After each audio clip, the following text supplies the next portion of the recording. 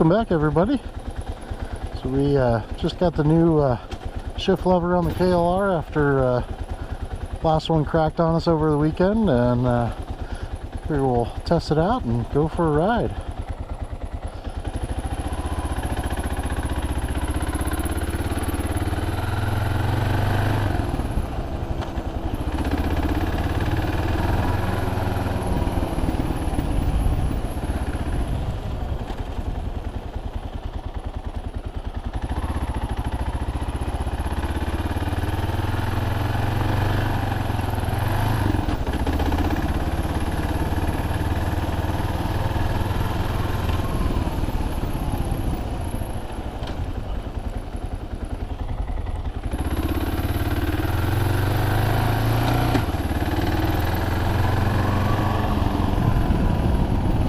Figured we'd try something a little bit different today.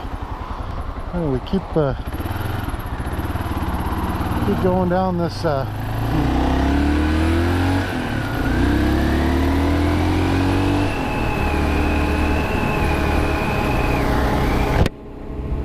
we've been down this road out to the Bush Highway and the Salt River and all that, and man, the footage from that is just just nothing but dark everywhere. So yeah, after looking at the footage, looks like cruising on the streets out here worked out pretty well. The street lights kind of give you enough to see what's going on. So we'll just do some putting around town and hopefully make it a little more enjoyable video for you guys, and you know, enjoy the change of pace a little bit.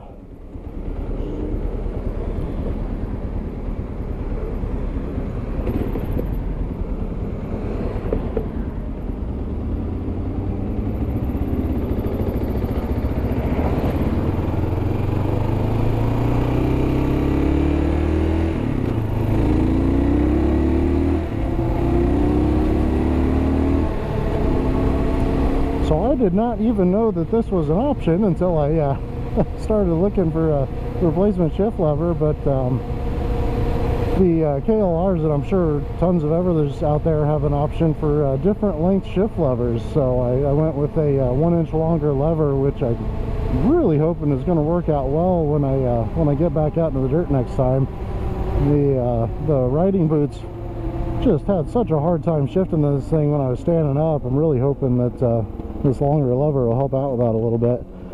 So making shifting on the street in regular hiking boots a little interesting, but figuring it out pretty easily. Yeah, like I said, this thing is going to be primarily for dirt use anyway. I'll be wearing the riding boots most of the time, so I'd rather have it set up for that than the occasional putt around the street out here.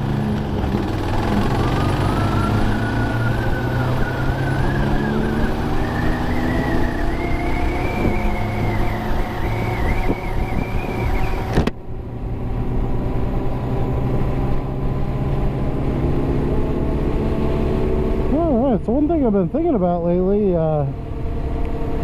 kind of a continuation of one of my first videos of the question why, and you know, hey, well, let's answer some of those questions. And I know one thing that a lot of people have issues with, and I struggle with it immensely when I was growing up, is why am I broke all the time? You know, right now that's not the case, fortunately, but for, man, just years and years and years, always broke. I could never rub two pennies together, and made it really difficult when, you know, something unexpected will pop up and you never have the money for it, and then you gotta shuffle bills from one way to the other, and this one winds up being late and costs you extra money, and then this one's late, and it just keeps going and going and going. So you know, for me, well, I guess for everybody who is asking themselves that question, why am I always broke? Well, the answer is you're spending exactly, if not more money than you make, which leaves you with nothing left over, or even a little bit negative, and that's the reason you're always broke. Well, I hope you guys enjoyed the ride. We'll catch you on the next one.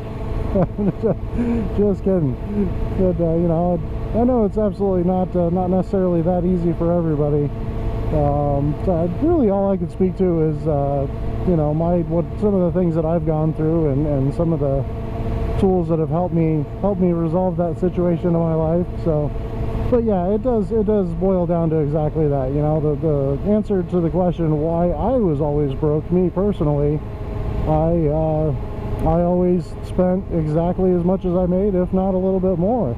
And it wasn't until I sat down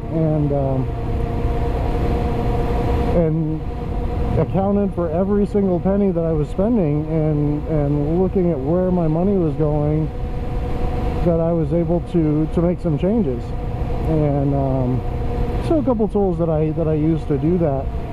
You know, one thing that really helped me out a lot was surprisingly enough was credit cards, but credit cards used properly. And properly, you know, can be different for a lot of people. Properly in my case was to pay them off every month without fail.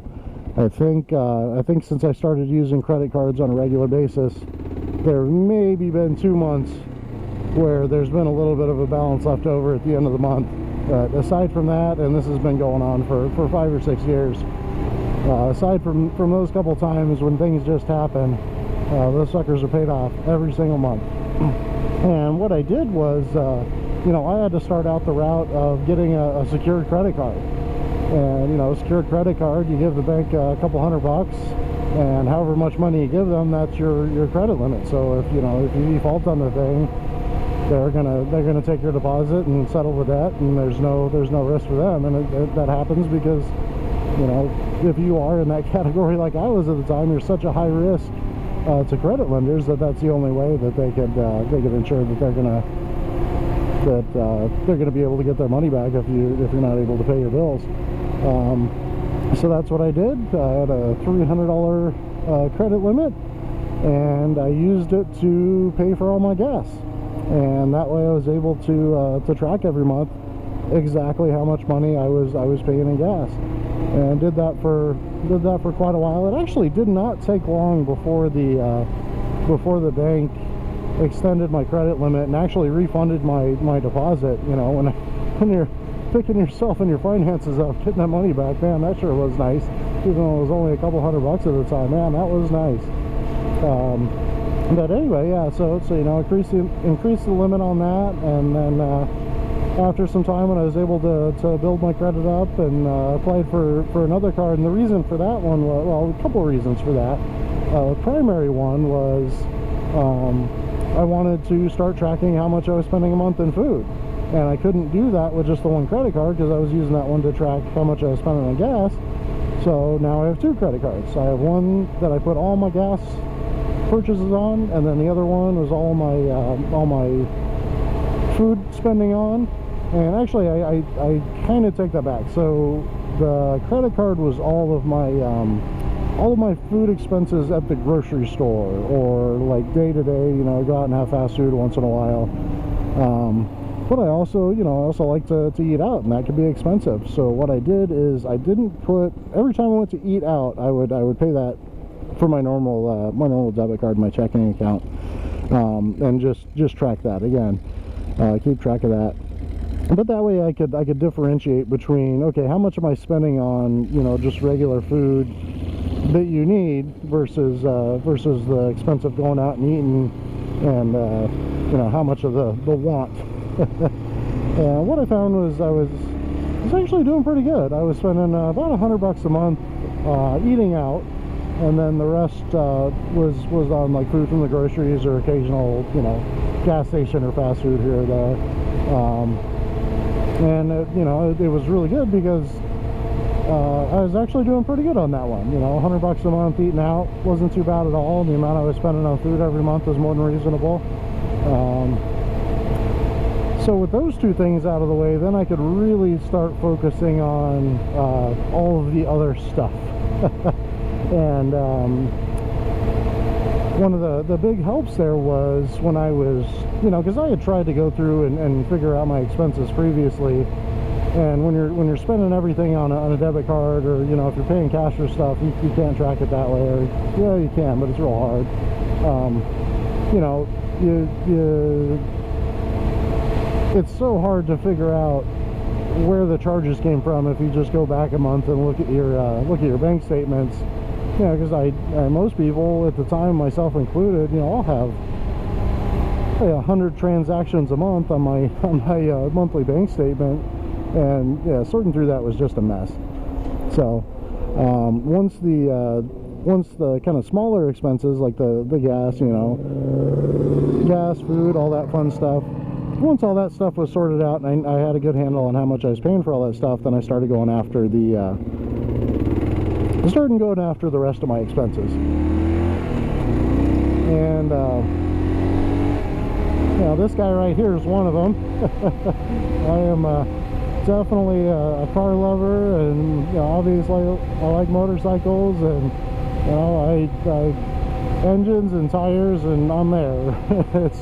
It's definitely been a hobby and a pastime for me for as long as I, you know, even before I had my license. It's been a long time.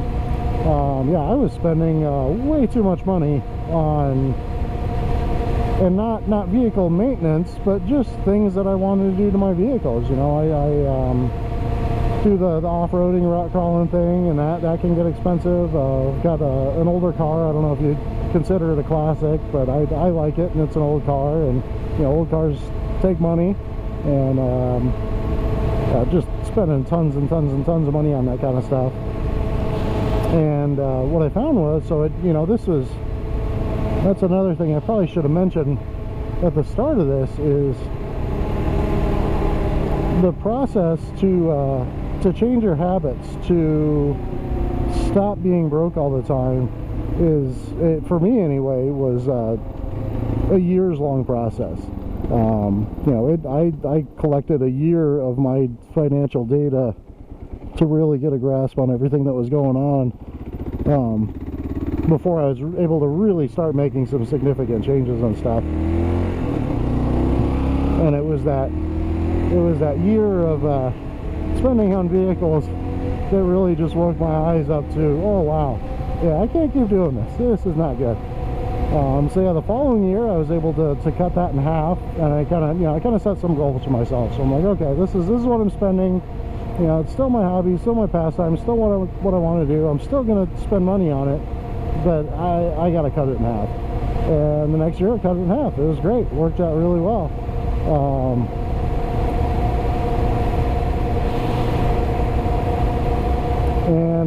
Yeah, so I guess we'll get into the next thing, is savings. So, you know, again, you figure out where all your money's going, and then start making those decisions to you know, what's important to you and what you want to spend money on, and find some places to start making some changes. And now all of a sudden, once you're spending less money, now you have a little bit extra you can start saving. And what I started doing was, you know, again, kind of tallied up all the money I was spending, and you know, where I was saving, and then looking at it. Okay, so I'm saving this amount of money, so what I should be able to do is every week I just had an automatic withdrawal set up for my checking to my savings account, and at the end of the month, you know, that was kind of equal to the amount of money that I should be saving, and it worked out really well. And you know, you once you reduce your expenses, once you reduce the amount of money that's going out, you don't even notice that extra money going into savings one bit, because you've kind of readjusted to your spending level, and you don't even notice that it's not there. So I went through that for a little while, and you know, I started out small. It was like $30 a week, you know, $120 a month, but it was something. And you know, for a little while there, I was continually having to dip into it. You know, something would come up, but man, was I sure glad it was there.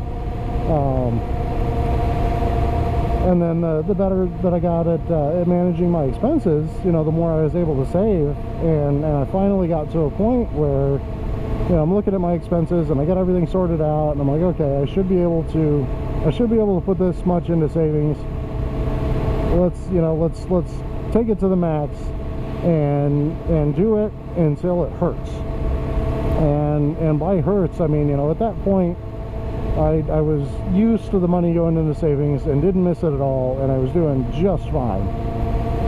So basically what I did is by putting the extra into savings, I was reducing the amount of money that I had available for just normal everyday stuff, and I kept putting money into savings and putting money into savings more and more and more until my normal day-to-day finances started to hurt. So I started to kind of feel that squeeze, like, yeah, I'm making or have this much available to me, and yeah, it's kind of tough, you know. I kind of want to do this thing, but I don't have the money for it, you know. Even though I do have it in savings, I didn't have it available to me right then, because savings was kind of off limit to me at that point.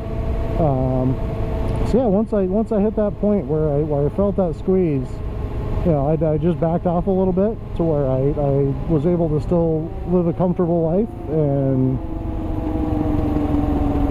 didn't, you know, was still able to enjoy the things that I enjoy doing, and there was no negative impact from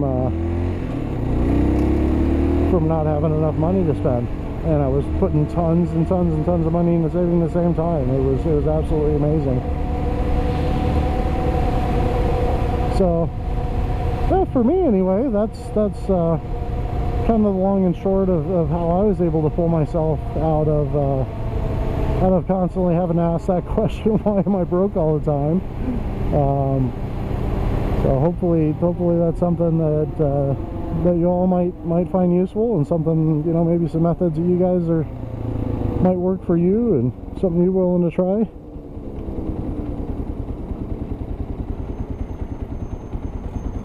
Yeah, it's great. It's allowed me to have the financial freedom to, like I said, go out and buy $1,000 motorcycles and hang out with you all and have a blast.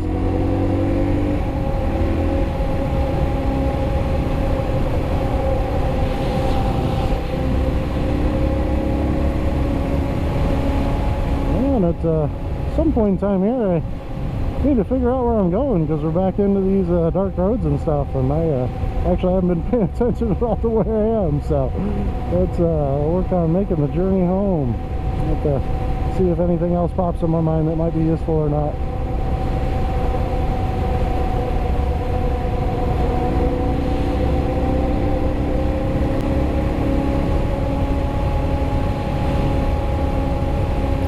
Oh yeah, there you go. I just thought of something. So another thing that really helped me out, you know, especially when I was younger, you know, like I said, didn't have a whole lot going for me early on in life, and joined the military, and that really kind of got me straight. I was able to get a job as a mechanic, but, you know, there were still some financial issues with that, just because of the nature of that industry. You know, I was making more than enough money to sustain myself. I just wasn't managing it properly. But leading up to that, you know, for years and years and years, I was just working, you know, just kind of average everyday jobs, you know, working at restaurants, or working at hotels, or, you know, whatever, you know, not really kind of low skill stuff, nothing you really need an education for or anything like that. And they just don't pay well. It's just kind of the nature of the beast. And for a long time, my solution to that was to work a bunch of overtime, or work 2 jobs, or, you know, that gets old quick. Yeah, my last job that I had, when I was working at that KFC restaurant, I was telling the guys in another video, I was just working tons and tons of overtime, like constantly 60 hours a week, and it was just burning me out. And when I finally, you know, after I joined the military and got a job as a mechanic, I told myself, I'm like, never again. You know, I'd be willing to work some overtime here or there, but the 2 jobs, no, I was done with that. That was a life I was never going to go back to. You know, because 2 jobs, you're still working 60 hours a week, but you don't get the benefit of any overtime or anything like that. At least at least when I was working tons of overtime, I was getting the benefit of the extra money. But yeah, 2 jobs after that point, I was done with that. So it kind of leads me to the point that I was driving to here, is that you know, if the answer to your question, why am I broke all the time, is, well, because I just don't make enough money, you know, that was certainly my case at the time. You know, then it's simply a matter of make more money. And you know, I say that a little bit tongue-in-cheek. Everybody knows it's not quite that simple as just go out and get a better paying job, but you know, you have to stop and take a look and figure out what's going to get you there. You know, there's some effort that needs to be done on your part, and what is that effort? What do you need to do to get out there and find a job that's going to pay you more money?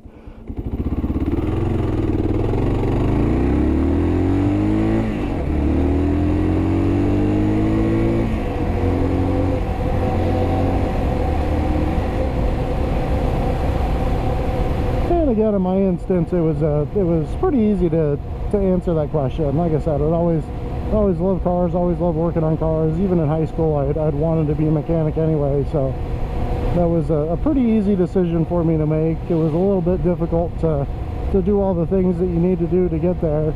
You know, joining the military definitely was not the easiest thing in the world, but it's definitely worth it. Actually, for anybody who's out there and asking themselves the question, why am I so broke? You know, the military does not pay well by any stretch of the imagination, but it does give you a stable income, and especially if you go active duty, it gives you housing, so there's one huge expense that you don't have to worry about. And you know, with that huge expense covered, the little bit of money that the military does pay you more than makes up for the difference. And it, you know, it gives you skills that you can use later in your career, and it, you know, gives you the option for a GI Bill to go to college later and all that fun stuff. Military is, I would 10 out of 10 would recommend, as they say. Yeah, it worked real well for me. It's definitely something I am very, very thankful for that I had the opportunity to do. Definitely worked out well for me. Well, you know, maybe that's not for you, and that's perfectly understandable. It is definitely not something for everybody. So, you know, you start to think about what your options are. You know, where yeah, and you know, everybody asks you, what do you want to do? That's kind of the first question there. And hopefully the answer to that question, if money is a concern, hopefully the answer to that question is something that will lead to a path where you make more money. I do know people that have actually gone from doing well financially to, you know, taking a much lower paying job simply because they wanted to do something different with their lives. And that's, you know, a whole nother topic for another conversation. But yeah, it's definitely best if you know, what you want to do lines up with a job that's going to pay you a little bit more. That's for sure.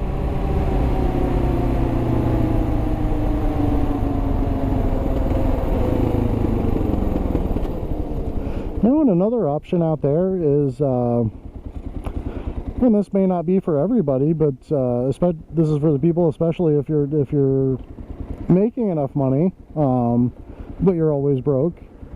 You know, lifestyle. Somebody told me a long time ago, it always stuck with me, is that expenses will always rise to meet income. And man, has that been the truth. I've lived my life all the way from my first job was making $3 an hour, bussing dishes and washing, or bussing tables and washing dishes. $3 an hour to where I am now, and I'm pretty comfortable with where I'm at right now. So I've definitely familiar with a wide range of income there, and it's been absolutely true. You know, the whole step of the way. Every time my income has rose, it seems like, yeah, there have been some expenses that have rise to meet it, and yeah, I think it's safe to say that pretty much all of that you know, it can be contributed to lifestyle. I'm trying to remember the other thing that somebody had mentioned that was just a really great saying. There you go.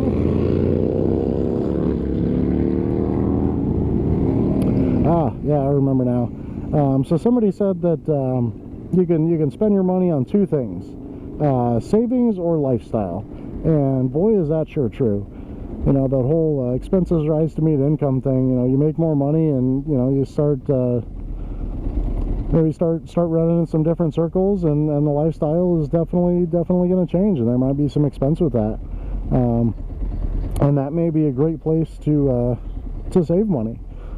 Saving money on lifestyle is probably the easiest way on the face of the planet. You know, all this stuff we spend money on, 9 times out of 10 we definitely don't need to. So, you know, I totally fit that category. Like I said, I was spending way too much money on toys and hobbies, and that's all lifestyle spending that I absolutely did not need to be doing.